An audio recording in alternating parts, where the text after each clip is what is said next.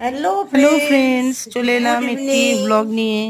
আজকে daily blog Sunday, সানডের। যাচ্ছি একটু শপিং এ। আপনারা দেখুন, ভালো বাজার লাগলে করব, কি অবশ্যই কি বাজার করব তোমরা দেখবে, সাবস্ক্রাইব করবেন, সব তোমাদের সাথে লাইক শেয়ার কমেন্ট করব। করবেন। তো মঙ্গলবার মকর সংক্রান্তি উপলক্ষে বাড়িতে পুজো আছে সত্যনারায়ণ, সেই উপলক্ষে চলে গিয়েছিলাম রায়গঞ্জের এটা দশকর্ম ভাণ্ডার লাইন বাজারে। এটা হচ্ছে রায়গঞ্জের লাইন বাজার, আমি সাথী রায়গঞ্জ থেকে বলছি। এই দশকর্ম ভাণ্ডারে পুজোর কিছু জিনিসপত্র কেনাকাটা করলাম। এই যে দেখুন, কেনাকাটা করে এখানে আবার সিসিটিভিও লাগানো আছে। তো এটা হচ্ছে রায়গঞ্জের লাইন বাজার। এই বাজারটা সন্ধ্যাবেলাই হয়, সেটা আপনাদের সবাইকে একটু দেখাচ্ছি।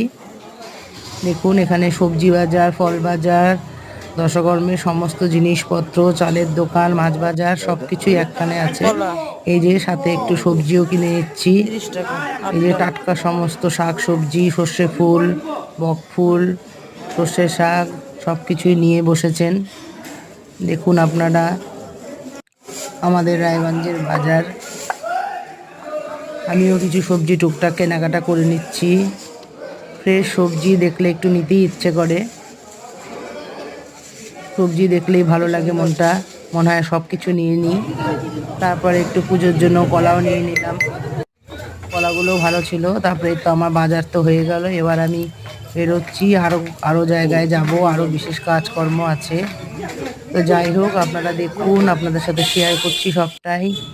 তাই একটু পুজোর জন্য ফুলও নিয়ে নিলাম, ফুল, বেলপাতা, দূর্বা, আমপল্লব সব কিছু কেনাকাটা করছি, বেছে বেছে নিচ্ছি। বেলপাতার অবস্থা খুবই খারাপ, দেখে দেখে নিতে হচ্ছে।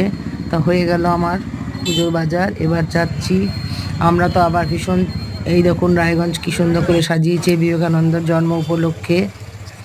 স্বামী বিবেকানন্দের জন্ম উপলক্ষে রায়গঞ্জ কী সুন্দর করে সাজিয়েছে, আপনাদের সাথে দেখুন।